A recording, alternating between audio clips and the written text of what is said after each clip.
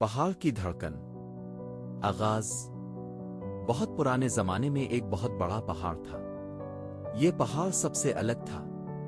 اس کے اندر آگ تھی جو کبھی بند نہیں ہوتی تھی۔ جب یہ پہاڑ غصے میں آتا تھا تو سب کچھ ہل جاتا تھا۔ پوری دنیا کانپ جاتی تھی۔ لوگ اس پہاڑ سے بہت ڈرتے تھے۔ کوئی بھی اس کے قریب جانا نہیں چاہتا تھا۔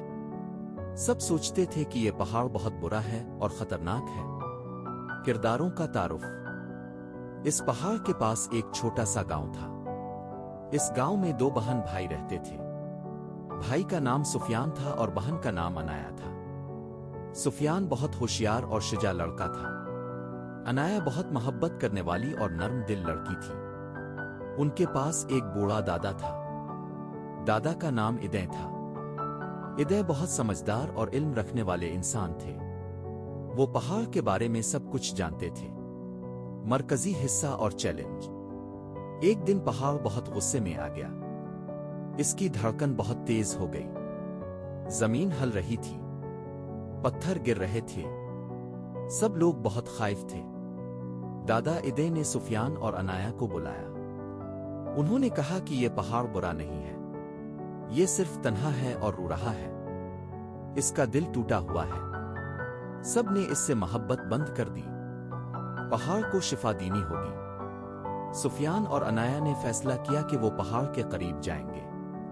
وہ اسے سمجھیں گے اور اس کی مدد کریں گے۔ حل۔ سفیان اور انایا پہاڑ کی طرف چڑھنے لگے۔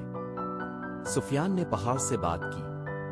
وہ کہنے لگا کہ ہم تمہارے دوست ہیں۔ ہم تمہیں اکیلا نہیں سمجھتے۔ انایا نے پہاڑ کے لیے گانا گایا۔ بہت خوبصورت گانا۔ پہاڑ کو یہ محبت سے بھرا ہوا گانا سن کر بہت اچھا لگا۔ آہستہ آہستہ پہاڑ کی غضب والی دھڑکن آرام سے بند ہو گئی۔ آگ کی جھلکیاں کم ہو گئیں۔ پہاڑ خوش ہو گیا۔ اخلاقی سبق اور انجام۔ اس دن کے بعد سب کچھ بدل گیا۔